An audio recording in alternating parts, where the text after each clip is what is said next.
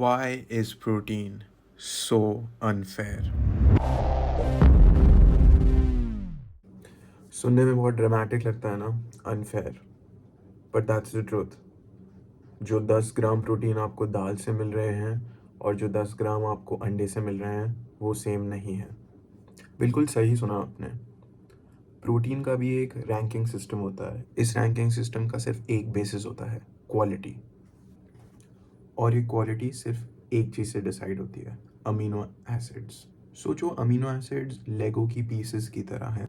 Body को अपनी building बनानी है, मसल्स, हार्मोन्स, एंजाइम्स। अगर सारे पीसेस हैं तभी तो बॉडी बनेगी। अगर एक तरीके का भी पीस मिसिंग हो तो पूरी बॉडी कैसे बनेगी? अगर दूसरे टाइप के पीसेस हों फिर भी उस एक टाइप के पीस के ना होने की वजह से बॉडी इनकम्प्लीट रहेगी।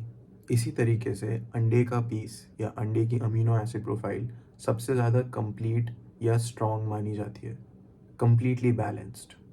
राजमा, दालें, ड्राई फ्रूट्स, इनमें भी प्रोटीन होता है, पर इनमें कुछ पीसेस या फिर अमीनो एसिड्स मिसिंग होती हैं, जैसे मथायनीन।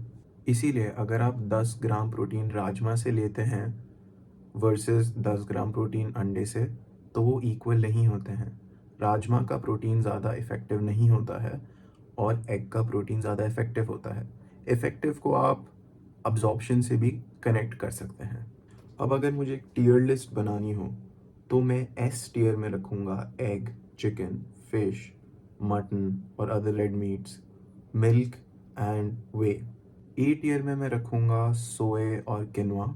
बी टियर में राजमा, छोले और अलग तरीके की दालें। सी टियर में नट्स और सीड्स, अलग अलग किस्म के। डी टियर में अलग अलग सीरियल्स के आटे, जैसे गेहूं का आटा, जौ का आटा या फिर ओट्स और चावल। वैसे एफ टियर मेरे को बोलना नहीं चाहिए क्योंकि इतना ऑब्वियस है, फ्रूट्स और वेजिटेबल्स। इनमें प्रोटीन टेक्निकली होता है बट इट्स एसेंशियली यूजलेस। आपको किलो के हिसाब से वेजिटेबल्स खानी होंगी अगर आपको उतना अमाउंट ऑफ प्रोटीन चाहिए तो। जिस पहलू से वीडियो को स्टार्ट करा था उस पर वापस जाते हैं, दाल और अंडा। अगर मैं अंडा खाता हूँ तो मेरी मसल रिकवरी बेटर होगी, मेरा प्रोटीन अब्जॉर्प्शन बेटर होगा। अगर मैं दाल खाता हूँ 10 ग्राम प्रोटीन कंपेयर टू अंडा का 10 ग्राम प्रोटीन, तो शायद मेरी मसल रिकवरी इतनी बेटर ना हो और उसकी अब्जॉर्प्शन इतनी बेटर ना हो, because again it's missing essential amino acids. अगर मुझे एक और एग्जांपल देना हो, अगर हम क्वालिटी को देखें तो आप अंडे को मान लीजिए हाई ऑक्टेन फ्यूल और आप दाल को मान लीजिए रेगुलर फ्यूल। दोनों आपकी गाड़ी को चलाएंगे पर उनकी क्वालिटी में सिग्निफिकेंट डिफरेंस है। अब आप देख लीजिए आप अपने इंजन में क्या डालना चाहते हैं। अब सारे मेरे वेजिटेरियन दोस्त मेरे को कोस रहे होंगे कि मैंने बोल दिया कि वेज खाना अच्छा नहीं होता। ऐसा नहीं है। अगर आप करेक्ट कॉम्बिनेशंस करते हैं और वैरायटी ऑफ डिफरेंट सोर्सेज लेते हैं तो आप अपने आप एक मील के अंदर सारी 9 एसेंशियल अमीनो एसिड्स ले सकते हैं।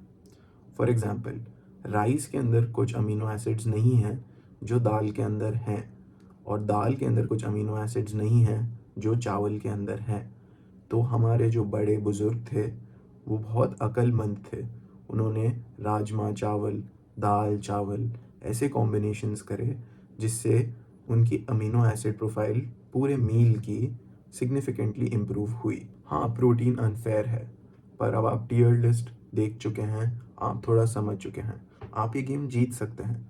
बस आपको ये देखना है कि आप अपनी प्रोटीन सोर्सेज में वैरायटी लाइए। आप चेक करिए क्या आपकी प्रोटीन सोर्स एक कंप्लीट प्रोटीन है या एक इनकम्प्लीट प्रोटीन है। क्या आप कॉम्बिनेशंस के थ्रू अपने मील को एक कंप्लीट प्रोटीन मील बना सकते हैं या नहीं। और मैं अब शॉर्ट फॉर्म कंटेंट भी डालूँगा यूट्यूब पे भी और इंस्टाग्राम पे भी। होपफुली ये वीडियो आपको ज़्यादा एंगेजिंग लगा हो। प्लीज़ मुझे बताइए कमेंट्स में कि मैं नेक्स्ट वीडियो किसके बारे में बनाऊँ, और मैं कोशिश करके अपने वीडियोस ज़्यादातर हिंदी में रखना चाहूँगा। जितने वर्ड्स मैं यूज़ कर रहा हूँ, जितने शब्द मैं यूज़ कर रहा हूँ, मैं हिंदी में रखना चाहूँगा जिससे सारे लोगों को समझ आए। हाँ, मैं जानता हूँ अंग्रेज़ी और भी काफ़ी लोगों को समझ आती है, पर आई थिंक जो साउथ के लोग हैं वो वैसे ही ज़्यादा एजुकेटेड हैं, उधर वैसे ही नॉन वेजिटेरियन फूड ज़्यादा खाया जाता है। जो ये प्रोटीन की प्रॉब्लम है ये हिंदी बेल्ट में ज़्यादा है। तो अभी मैं अपना अटेंशन इधर फ़ोकस करूँगा। बाद में मैं हो सकता है बाइलिंगुअल वीडियोज़ बनाऊँ, सबटाइटल्स ऐड करूँ, जैसा भी रहेगा आप लोग देख लेंगे। कमेंट्स में अपने थॉट्स प्लीज़ बताइए। अगर आपके पास कोई क्वेश्चंस हैं, I would love to answer them and thank you for watching. If you like my content, please consider subscribing and also check out my Instagram as I mentioned. मैं अब उसके अंदर भी थोड़े रील्स डालूँगा। मुझे माफ़ करिएगा अगर थोड़ी-सी अंग्रेज़ी निकल गई हो, मेरी बहुत बुरी आदत है। मुझे इसे सुधारना है। धन्यवाद देखने के लिए।